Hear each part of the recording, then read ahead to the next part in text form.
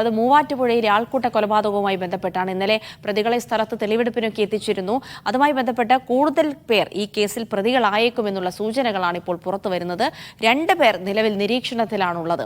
കേസുമായി ബന്ധപ്പെട്ട് മൊബൈൽ രേഖകൾ പരിശോധിച്ച് വരികയാണ് പോലീസ്. പ്രതികൾക്കായുള്ള കസ്റ്റഡി അപേക്ഷ നാളെ കോടതിയിൽ നൽകും. കേസിൽ 10 പേരെ കോടതി റിമാൻഡ് ചെയ്തിരുന്നു. സിജോ വർഗീസ് ഉണ്ട് വിവരങ്ങൾ നൽകാനായി.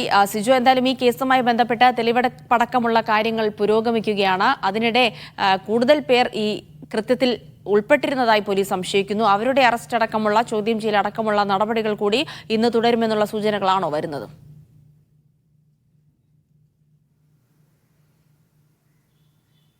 സൂചനകളാണ് ഏറ്റവും ഒടുവിൽ ലഭ്യമാകുന്നത്. 2 പേർ ഇപ്പോൾ പോലീസിന്റെ നിരീക്ഷണത്തിലുണ്ട്. ഇവർക്ക് ഈ കേസുമായി ഏതെങ്കിലും തരത്തിൽ ബന്ധമുണ്ടോ എന്നുള്ളത് സ്ഥിരീകരിച്ച ശേഷം മാത്രമായിരിക്കും അറസ്റ്റ് അടക്കമുള്ള നടപടികളിലേക്ക് കടക്കുക. പ്രത്യേകിച്ച് ഇവരുടെ മൊബൈൽ രേഖകൾ പോലീസ് പരിശോധിക്കുകയാണ്.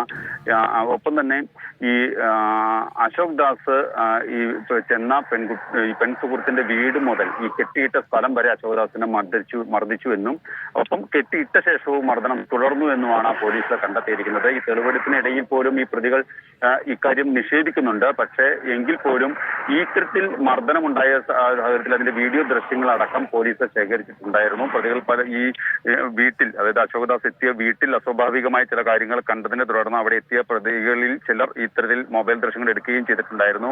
ഈ കെട്ടിയിട്ട സ്ഥലത്ത് വെച്ചും ഇത്തരത്തിൽ മൊബൈൽ ദൃശ്യങ്ങൾ പകർത്തുകയും ചെയ്തിട്ടുണ്ട് എന്നാണ് പോലീസ് പറയുന്നത്. ഈ ദൃശ്യങ്ങൾ പരിശോധിച്ച് ഈ 10 പേരിൽ കൂടാതെ മറ്റാരെങ്കിലും ഉണ്ടോ എന്നുള്ളതാണ് പ്രധാനമായും പോലീസ് പരിശോധിക്കുന്നത്. ഒപ്പം തന്നെ ഈ വീട് മുതൽ കെട്ടിയിട്ട സ്ഥലം വരെ മർദ്ദിച്ചവരിൽ പലരും ഇതിനിടയിൽ രക്ഷപ്പെട്ടു എന്നുള്ള ഒരു സംശയവും പോലീസിനുണ്ട്. അത്തരത്തിൽ ഈ പിടിയിലായ 10 പേരെ ചോദ്യം ചെയ്യുകയും ഒപ്പം തന്നെ ഈ ദൃശ്യങ്ങൾ പരിശോധിക്കുകയും ചെയ്ത് ഈ കേസിൽ കൂടുതൽ ആളുകൾ ഉണ്ടോ എന്നുള്ള ഒരു സംശയം സംശയ നിവാരണം വരുത്തുക, അതാണ് പ്രധാനമായും പോലീസ് ചെയ്യുന്നത്. ചില രാഷ്ട്രീയ മത സാമുദായിക സംഘടനകളിൽ പ്രവർത്തിക്കുന്ന ആളുകളും ഇത്തരത്തിൽ ഈ പ്രതികളിൽ പിടിയിലായവരിൽ ഉണ്ട് എന്നുള്ള ഒരു സൂചനകളും വരുന്നുണ്ട്. അതുകൊണ്ട് തന്നെ കൃത്യമായ തെളിവുകളുടെ ഒരു പിൻബലത്തിൽ തന്നെയാണ് ഈ അന്വേഷണം മുമ്പോട്ട് കൊണ്ടുപോകാൻ ഉദ്ദേശിക്കുന്നത്. എന്തായാലും ഈ പിടിയിലായ 10 പേരെ കോടതിയിൽ ഹാജരാക്കി റിമാൻഡ് ചെയ്തിട്ടുണ്ട്. വാളകം സ്വദേശികളായ ബിജീഷ്, അമൽ, സനൽ, അനീഷ, ഏലിയാസ്, ശശികുമാർ, കേശവ, സൂരജ്, എമ്മിൽ, അതുൽ കൃഷ്ണൻ എന്നിവരെയാണ് റിമാൻഡിലായിരിക്കുന്നത്. ഇവർക്കായുള്ള കസ്റ്റഡി അപേക്ഷ